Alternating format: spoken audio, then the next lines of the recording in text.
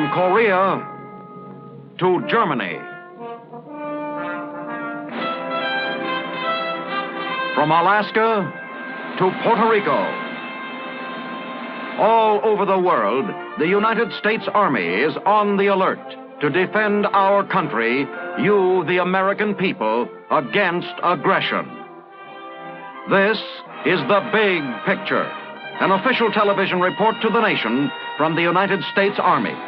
Now, to show you part of the big picture, here is Sergeant James Mansfield. This week, The Big Picture brings you the story of the Army's Military Police Corps. We have selected this subject because many persons are not fully aware of the diversified mission of the Army's military policing system. To show you the training of the military policeman and later how it is applied out of the classroom in Korea and other parts of the world, our Signal Corps cameramen have recorded on film this special report from the Provost Marshal General.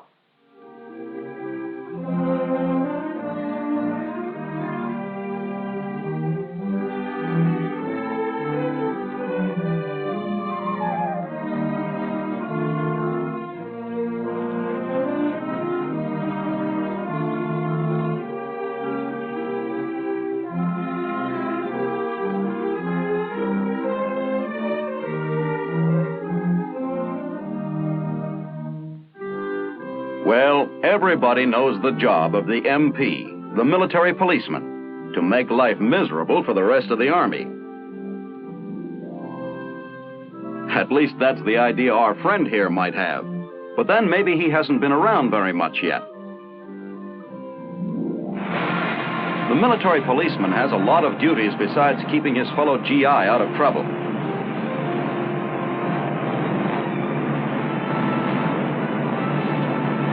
He's a combat soldier as well as the policeman of the Army. He's a fighting cop. Along with a helmet full of other things, it's up to him to control the tremendous traffic of war. And it's his job to handle the prisoners of war.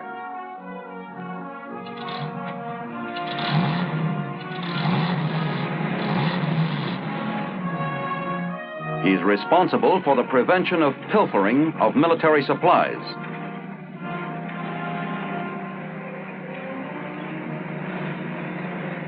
And you are as apt to find him running down guerrilla fighters in the Korean hills as riding the highway patrol on the autobahns of Germany.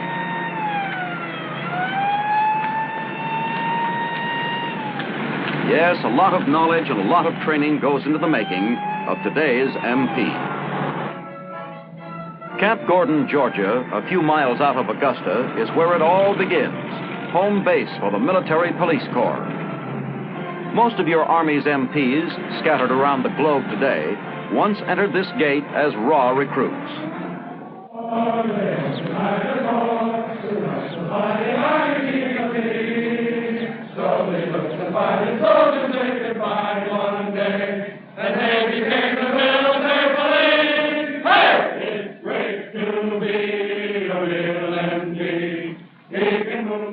It's here in the Provost Marshal General Center that the military policeman gets his training, both as soldier and guardian of the military law.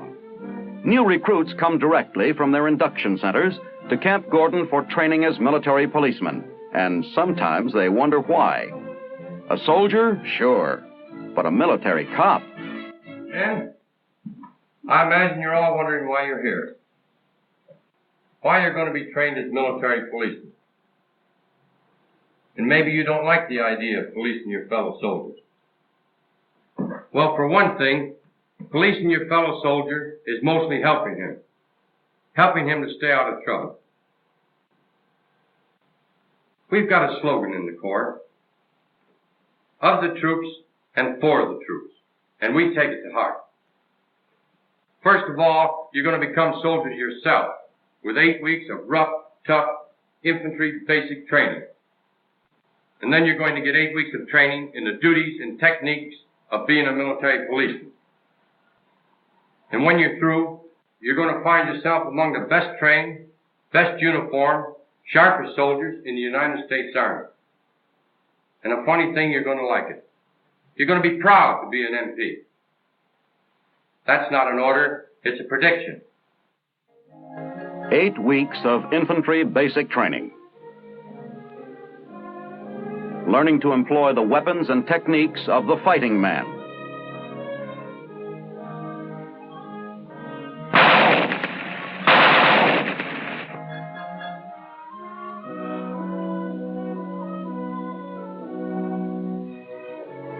And then, training for all the specialized duties of the military policeman.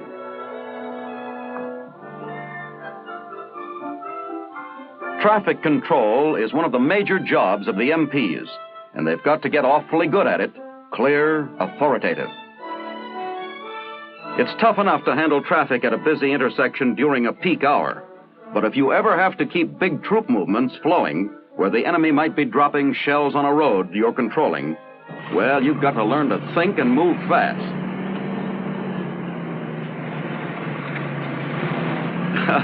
And that's why the heat's put on the student right in training.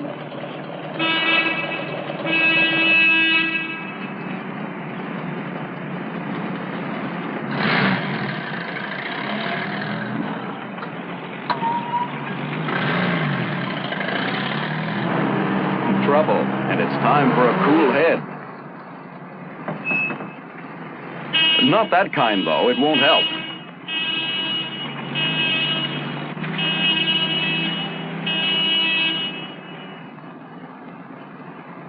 And the hand of experience gets them rolling again.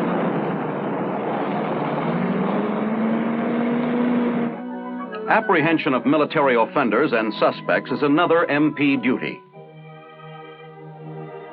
Strongly stressed in the techniques and attitude of the military police is the use of only as much force as is reasonably necessary in making an arrest.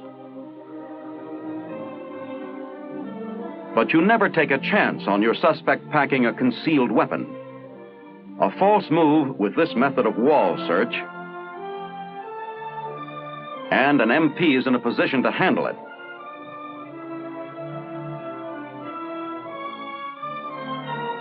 And the handcuffs. A foolproof way of getting them on without running into trouble. Where there's no question of the intentions of the man to be arrested, the military policeman has learned to take care of him, too. Psyduck?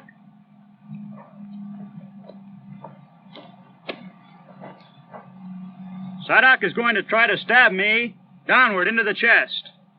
And here's what I'm going to do.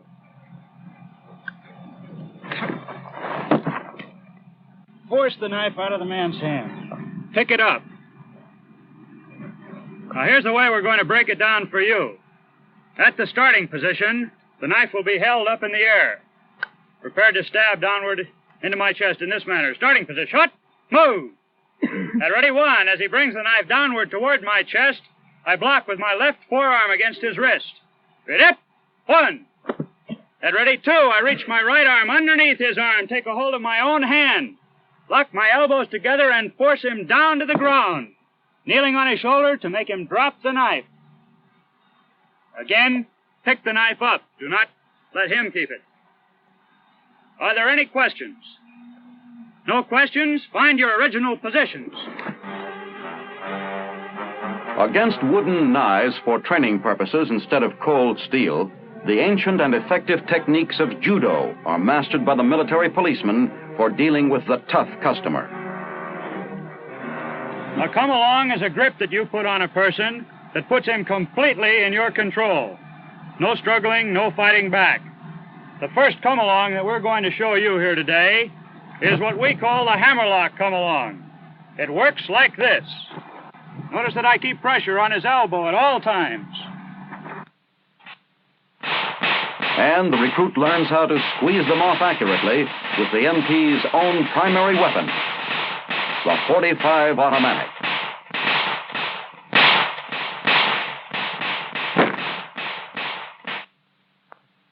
This phase of instruction is a practical exercise on riot control. The general situation: a mob of approximately 600 gathered in front of the governor's palace. When your Army is called in for restoring order in civil disturbances, the military police are trained to deal with them. The wedge formation is the formation used to strike into and split up a crowd or mob. Now keep in mind, however, that the platoon wedge is very vulnerable at the flanks. Therefore, we will commit our 2 support squads to lateral support. And when a riot alert comes in, even a practice one, things happen fast.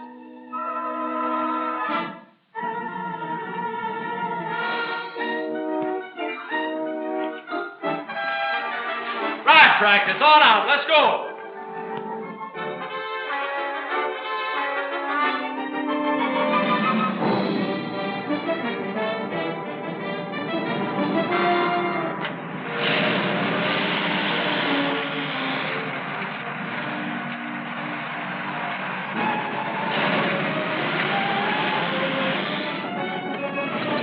An important premise in riot control, as with other MP work, is to exert the least force necessary to do the job.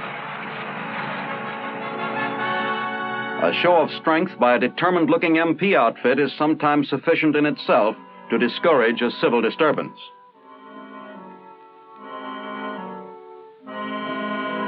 Then there are the formations, each with a special purpose in breaking up a riot, and MP troops are trained to execute them with the precision of a chorus line.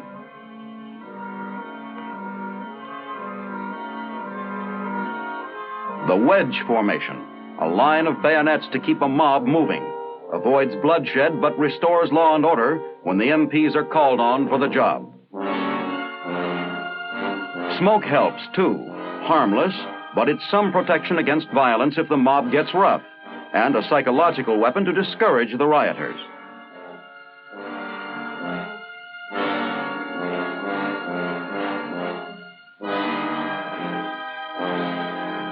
Tear gas can be used also as a non-harmful persuader to send the crowd home. A course in criminal investigation for specially qualified MPs trains the detectives of the Army's police force. In their final examinations, 2-man student teams are called upon to carry through complete investigations of assorted simulated crimes. Each case calls into practice every phase of their classroom training, including crime photography and sketching.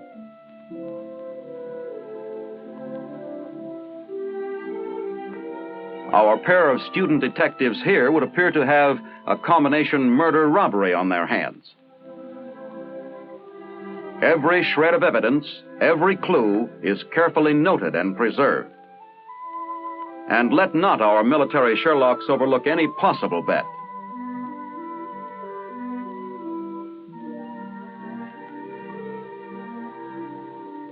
That bullet will be saved for the ballistics experts to have a look at later. It may identify the killer's gun. Fingerprinting is, of course, a vital subject for the military police investigator. Match the prints left by the killer, and it's positive identification. You've got your man.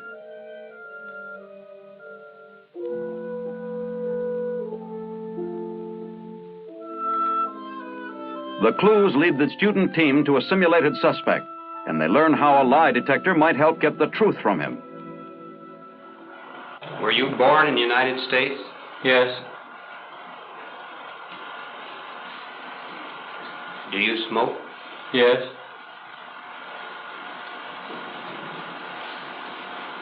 Do you know who shot Corporal Smith? No. Did you shoot Corporal Smith? No. The investigators find out that all questions for the lie detector must be short, clear, and require only a yes or no answer to properly evaluate the suspect's responses on the machine. Can you drive a car? Yes.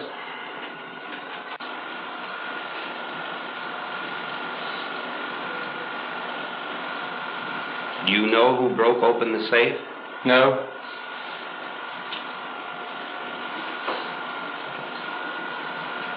Did you break open the safe? No. The inking device on the lie detector chart would indicate symptoms of disturbance in the suspect's mind if this were the real thing and he were lying.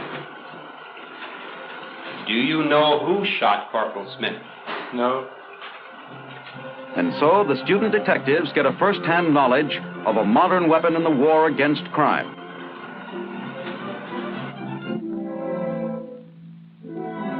At the Criminal Investigation Laboratory, the trainees can become familiar with the very latest equipment for the analysis of evidence.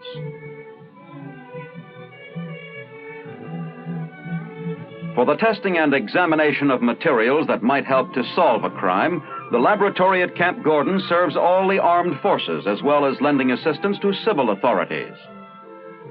Here, the spectrograph burns a minute sample of the material to be examined for possible connection with a crime. Discovery of a tiny portion of a substance may help piece together the story.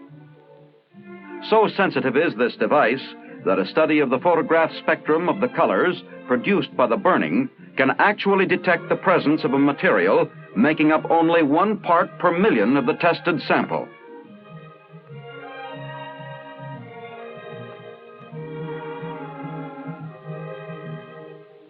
Wet chemistry analysis probes into the content, too, of submitted evidence, may come up with the answer to a crime mystery in the indication of a poison or narcotic.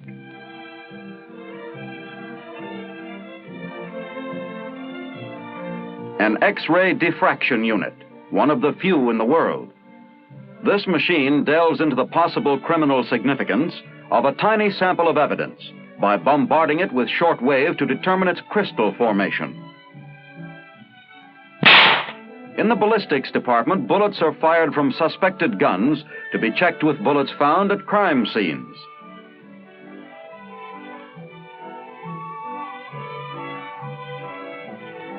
Every firearm writes its own signature on each bullet it fires. In the telltale distinctive grooves and markings the bullet picks up as it passes through the weapon's barrel.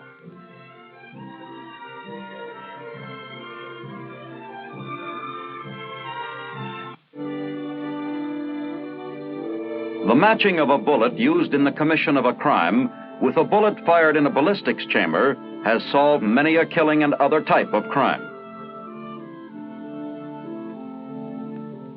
A complete fingerprinting laboratory here, too, with every device for bringing out a print that may point to a criminal with positive identification.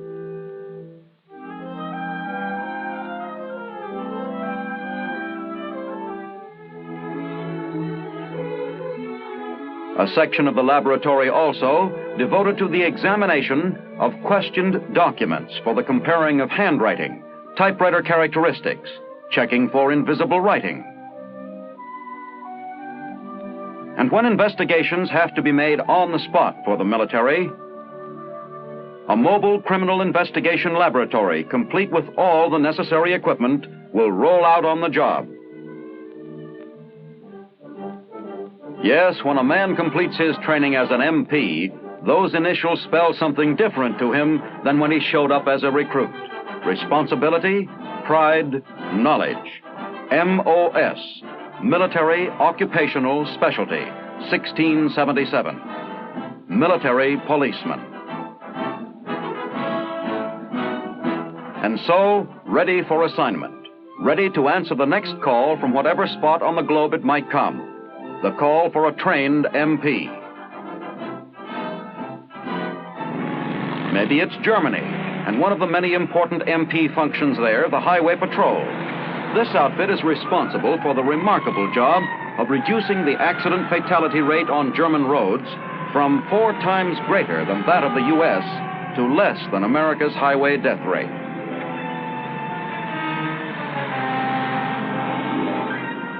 And the operation entails something more than watching out for speed violators and careless drivers. Attention all cars, stolen truck.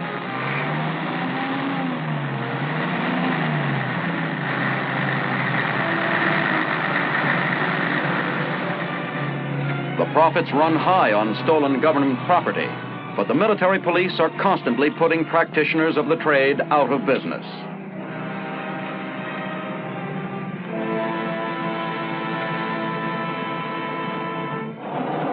In our own country, you see the men wearing the MP brassards on the trains, along with their counterparts of the Navy, the Shore Patrol.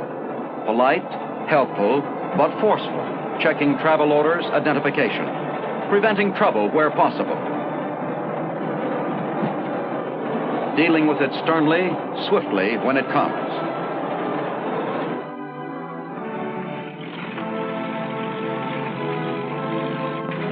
You'll find the MPs on duty at the harbors, the ports of embarkation, at the docks where military supplies and personnel are headed overseas.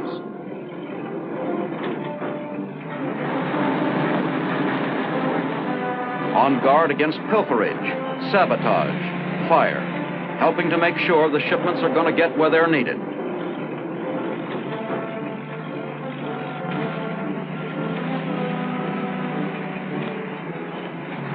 And, of course, the MPs have been busy in Korea. A tremendous job, traffic control. And complicated with a desperate refugee problem in keeping the roads open for the movement of the men, machines, and supplies of war. The dispossessed, the uprooted, the homeless ones in the wake of war.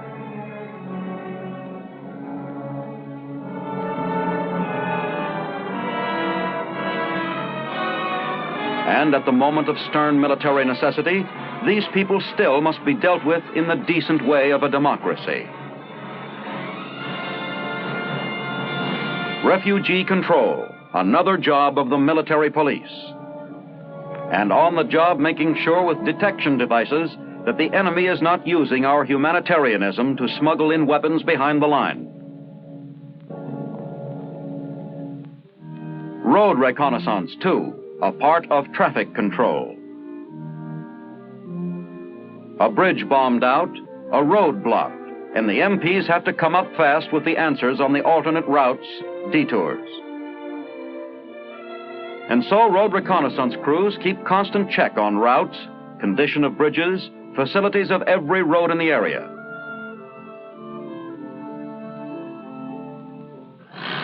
Security behind the lines in a combat zone is pretty much up to the military police, too. In Korea, it meant a constant alert and plenty of action against roving guerrilla bands.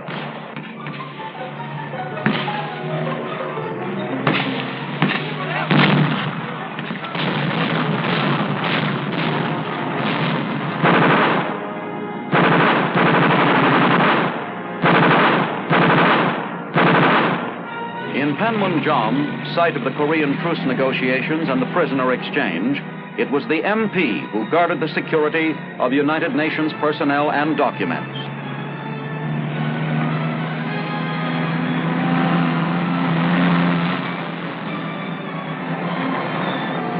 Men to be depended upon in a delicate situation, to carry on their duties without incident while rubbing elbows with the enemy.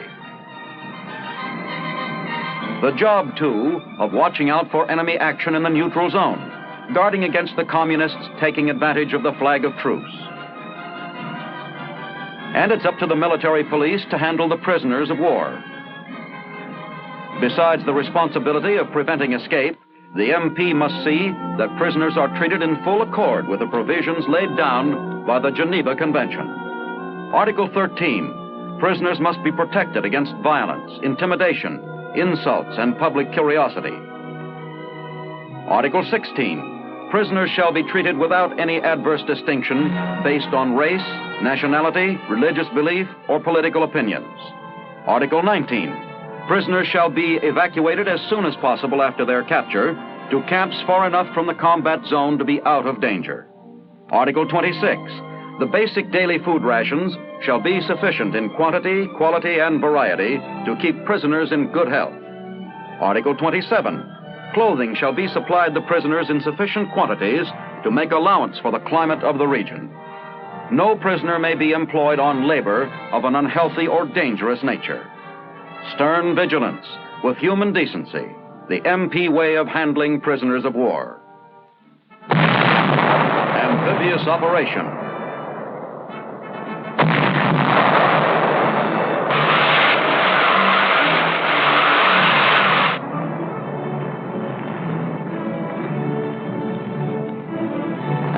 demanding party away.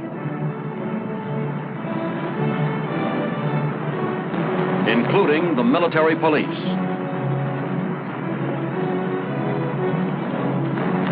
The fighting cop, the policeman who storms his way in to take over his beat. He moves in with the infantry. And then he gets going on all the special duties, straggler control, prisoner handling. He's the man with the answers and the directions on the beachhead. Essential supplies are coming in fast, and it's the MP who has to see that a critical bottleneck doesn't develop. Traffic control, and there's got to be a map tucked away in an MP's head. He's the authority on routes and installations, and his information must be up to the latest shift in the battle line, knowledge of the latest road under fire. Nobody loves a cop, they say, except when you need one. Well, the U.S. soldier around the world has learned that he'll find the MP by his side in time of need.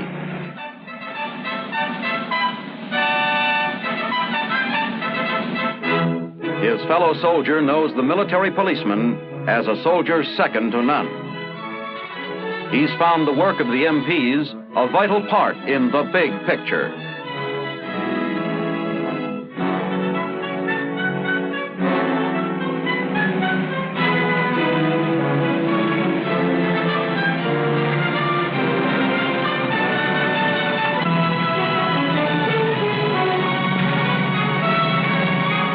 He's come to know with respect the crossed pistol emblem of the Military Police Corps, the fighting police force of your Army. That is the story of the Army's military policeman, here at home and throughout the world. Today's modern MP is a respected member of your Army. He is respected for the job he is doing in carrying out so effectively the numerous phases of his mission. The Big Picture is a weekly television report to the nation on the activities of the Army at home and overseas. Produced by the Signal Corps Pictorial Center. Presented by the U.S. Army in cooperation with this station. You can be an important part of the big picture. You can proudly serve with the best equipped, the best trained, the best fighting team in the world today, the United States Army.